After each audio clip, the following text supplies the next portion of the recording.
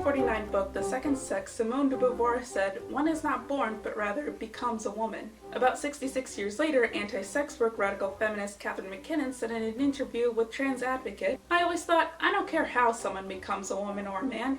It doesn't matter to me. It's all a part of their specificity, their uniqueness, just like everyone else's.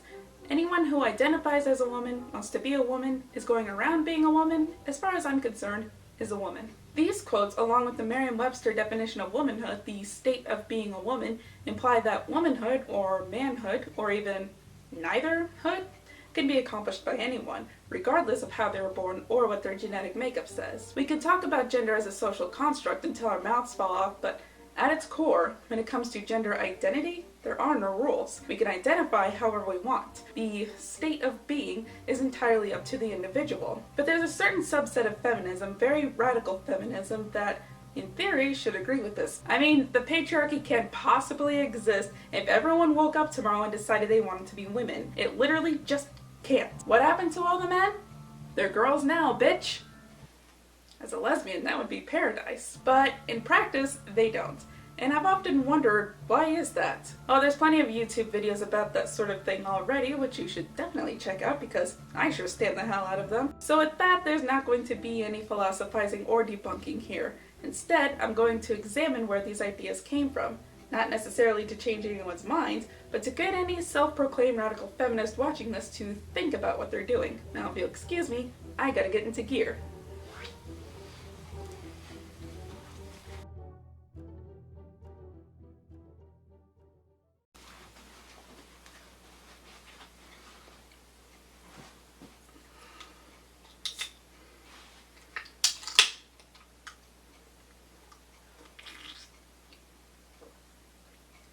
Things I do for all 50 of you. Now I'm going to be straightforward here and say I never quite understood transphobia. My first exposure to the trans world was this 90s talk show segment about a man who turned into a woman, and they showed footage of her getting multiple surgeries. Now I was a little one, so my reaction was, whoa! You could do that? I never asked my parents about it, and you know what? Thank God I didn't. My views would probably be a lot more different. But from then on, if someone I believed was a man told me that they were a woman trapped in a man's body, my response would have been like, cool!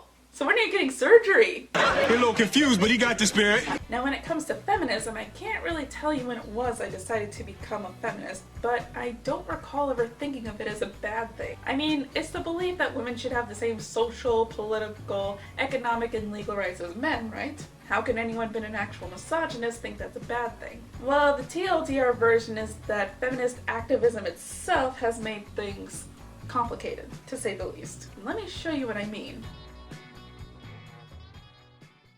So feminism, especially in the Western world, is often discussed in waves. Each wave is noted for its causes meant to give those assigned female at birth a leg up in society. The first wave, as you may have guessed, was about giving women the right to vote, starting with the Seneca Falls Convention in 1848. From that we have the Declaration of Rights and Sentiments, famous for its rewording of Thomas Jefferson's Declaration of Independence. We hold these truths to be self-evident that all men and women are created equal. However, I'm sorry, but not really sorry to point out that just like in the Declaration of Independence, the word all is doing a bit of legwork there. The women's suffrage movement in its early days was split on the issue of giving black women the right to vote. In fact, one of the most notable suffragists, Susan B. Anthony, although she herself was an abolitionist, had said, "I will cut off this right arm of mine before I will ever work or demand the ballot for the Negro and not the woman." In other words, she'd rather women get the vote before any black person. So that's a big yikes. Unfortunately, we are just getting started. In any case, the 15th Amendment granted voting rights to black men, and then black and white women gained the right to vote in 1920 with the ratification of the 19th Amendment. So,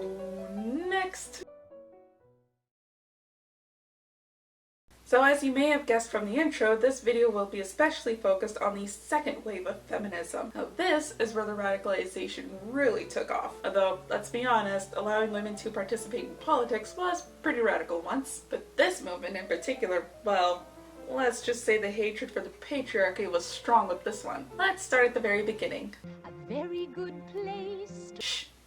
That joke is so overdone. In 1963, a psychologist turned activist named Betty Friedan published a book called The Feminine Mystique, which would go on to become a bestseller. In this, Betty Freight Train uncovers the problem with no name, that problem being the feminine mystique, this idea of a happy housewife. Oh, I just love cooking and cleaning for my husband and 2.5 children. Betty Frisbee asserts that this is only a myth, this idealistic trope that only exists in TV shows and magazines. Now this is where I find Betty Freudian more agreeable. I mean, look at me. I'd rather wear a tacky pair of glittery cat ears and blabber about radical feminism on YouTube for 20 minutes. Actually, I'd rather play The Sims, but still, nothing to do with cooking and cleaning for my husband and 2.5 kids. But this is just the tip of the iceberg. For one, I choose to look this ridiculous on the internet, but I find someone who chooses to be a housewife and mother to be just as valid. There's nothing anti-feminist about it. For two, the feminine mystique commits an act of Goblin's law. The longer you argue with a person or idea, the chance of a Hitler comparison increases. And chapter 12 of the feminine mystique is called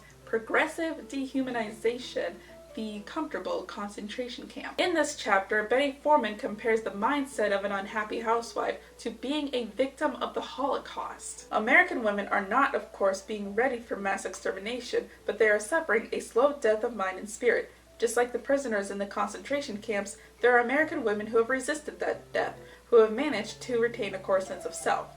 Because losing your sense of self-worth is comparable to being gassed and burned for being Jewish, Romani, disabled, or gay, right? Oh, and speaking of which, Betty Forbeston was homophobic.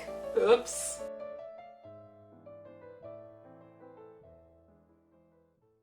In 1991, Supreme Court appointee Clarence Thomas was put on trial for allegations of sexual assault against Anita Hill. Now, Thomas's ruling was determined by a jury of all white men, so how do you think that went? In response, Rebecca Walker wrote in an article to Miss Magazine, "Let Thomas's confirmation serve to remind you that the fight is far from over.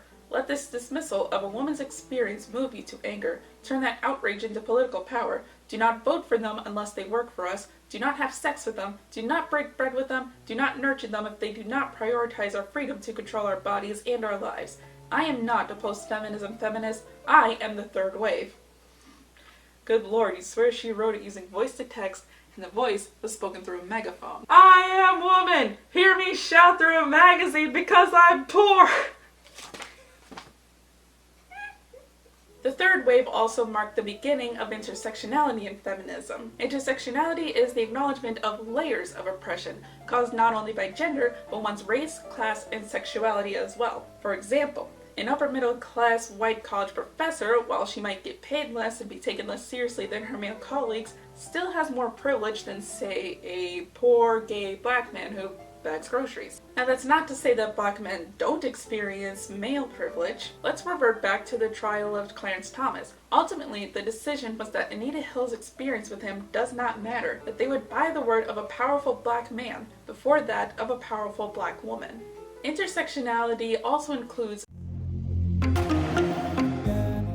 or an approach to feminism that is influenced by transgender politics. Liberation for trans women means liberation for all women, meaning that when we discuss women's issues, our trans sisters need to at least come to mind. If they don't, or if you intentionally exclude trans women from your discussions because you don't believe in the validity of their womanhood, then you are in fact what we call a trans exclusionary radical.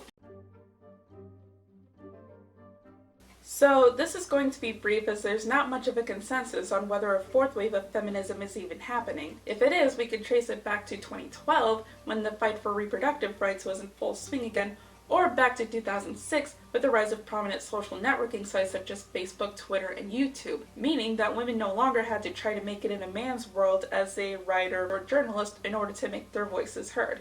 You just need access to the internet. Which means that some of the best and some of the worst people can just open a computer and say whatever bullshit comes to mind, all under the heading of feminism. Including the idea that the third and fourth waves of feminism will ultimately fail solely because their discussions include men. This is all really just a no true Scotsman fallacy. In effect, it trivializes men's issues and upholds the argument that feminists are just a bunch of man-haters. And I often fall victim to this mindset myself. When I see the way that second wave trans-exclusionary gender-critical feminist talk, I often wonder, do they hate men? Yes, they do. Now let's take it back a little bit, shall we? The year is 1969, nice, and gay liberation front activist Rita Mae Brown is tired of gay activism not including lesbians. So what does she do? Well, much to the dismay of Betty Figtree, she joins the National Organization for Women, or NOW. Betty Figtree tells Brown not to mention her sexuality for fear of advancing the stereotype that feminists are just a bunch of masculine man-hating lesbians and thereby undermining their efforts. And thus we get the term Lavender Menace. Eventually, Brown and several other members of the New York chapter of NOW left saying lesbian is the word that could cause the executive committee a collective heart attack. Then on May 1st, 1970, they disrupted the second annual Congress to Unite Women in order to discuss their lives as lesbian women, wearing t-shirts that did in fact say Lavender Menace. They adopted a set of resolutions, one of them being that if lesbian is used against the movement, then you wear that label with pride. Take that, Betty Fritos. And now we fast forward to 1973 with the publishing of Jill Johnston's Lesbian Nation, the Feminist Solution. Thus began a small but prominent movement in radical feminism called lesbian separatism. The idea is that feminist opposition to the patriarchy can only be accomplished through total separation from men. Why? Because men are hopeless. I hate men. Why can't I take off my nail polish and makeup, cut my hair short, and go live in a commune full of cis lesbians that I can fuck all day? No, but according to the writer Joe Nestle, that's exactly what happened. Being feminine in any way was frowned upon in these communities. You walk in wearing lipstick or high heels, then you were asked to leave. Lipstick and high heels were seen as the enemy being patriarchy. Never mind that men used to wear that stuff too. And to top it all off, if you were in anything other than a butch with butch relationship, then you were seen as replicating heterosexuality, especially if you were in a butch femme relationship. Good fucking lord. Separatists even went as far as reclaiming slurs such as lesbian and dyke. Yes, before Stonewall, lesbian was seen as a slur, and pre-Stonewall activists were not too fond of the youngins trying to use it. However, lesbian feminists asserted that the word gay was too male, and so needed another label to establish themselves as cisgender homosexual women. I'm a dyke, goddammit, not a gay woman! I mean, that's fair. I've been trying to see if I can make dyke a gender identity. It's not going well. So I say the word lesbian a lot here, and there's a reason for that. You might be asking yourselves, where do bisexual and trans women come into play here? Well, the reason I am not talking about it is because they don't. In Lesbian Nation, Johnston asserts that bisexuality is not so much a cop-out as a fearful compromise. There may be several reasons for this. First of all, there's the issue of privilege. It's no secret to any queer person that straight cis people do in fact have more privilege than their non-straights and or transgender counterparts. And because of that, biphobic lesbians have coined the term bi-het to describe women who claim to be bisexual but have only ever dated men. They have straight passing privilege, as these people claim. But ask any bi girl and they will tell you that this could not be further from the truth. Second, Johnston also believed that all women are lesbians, it's just that some of them haven't realized it yet. So take that and the fact that lesbians believe bisexuals have it easier because of their attraction to men, and it becomes no surprise that some of them might view bisexuality as a compromise. That anyone who says they're bisexual is really just a raging homo sacrificing their same-sex desires, while not completely denying it in order to be accepted by society. Another part of biphobia amongst lesbians is the gross-out factor. They want to stay as far away from anyone with a phallus as possible. And this includes anyone who has dated cis men, including non-Gold Star lesbians for fear they might be tainted, and trans women. Let's go right to the transphobia here, shall we?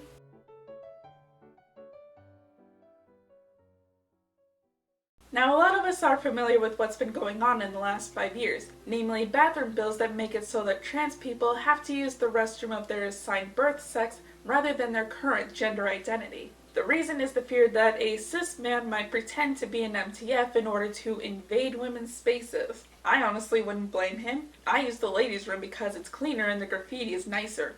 And they actually wash their goddamn hands. All jokes aside, the fear of men pretending to be women to invade women's spaces is not exactly new. Take the case of Beth Elliott, a trans lesbian folk singer who tried to get involved in feminist activism. She served as vice president of the San Francisco chapter of Daughters of Bilitis from 1971 to 1972, despite colleagues not believing that she is actually a woman. It took one person accusing her of sexual assault that got her kicked out.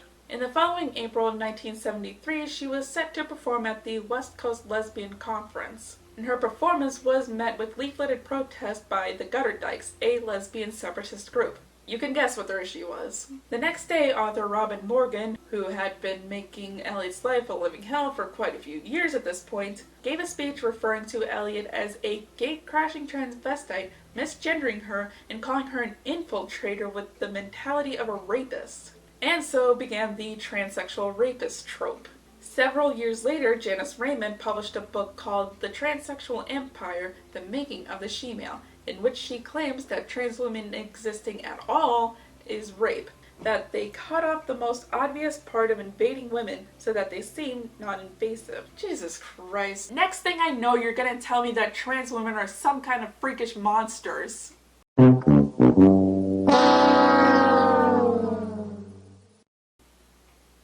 Fuck! Okay. Let's talk about that. These XX chromosome having idiots were just the beginning. Since then, trans representation in 20th century media has been played for laughs at best. Well, she's actually a man. He got a boner for a man. That's gay. Or they are in fact portrayed as monsters at worst. And it sucks because this has a real emotional effect on women. As the journalist May Root says about that scene from Silence of the Lambs, this action of putting on makeup and a wig, tucking and trying to look as beautiful and feminine as you can, is something a lot of us trans women can relate to. It's something a lot of us have done. And here it is being presented as the epitome of horror.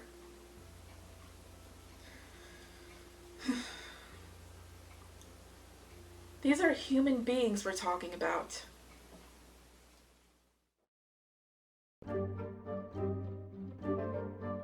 So there you have it. This is all just a big misunderstanding. It's a refusal to believe in the reality of an entire group of people, all based on figures talking out of their asses, some of it homophobic, most of it actually misandrous, and all under the heading of feminism. They believe they understand biology and womanhood better than you do, and refuse to listen to anyone who says otherwise, even if that person is an expert. With that in mind, if any rad femmes have come across this video, I doubt they've made it this far. But if you have, all I gotta tell you is, viewing gender from a strict biological perspective, it's not as radical as you think. And to any trans person watching this, well, if you didn't have concrete evidence that these people were full of it before, you sure as hell do now.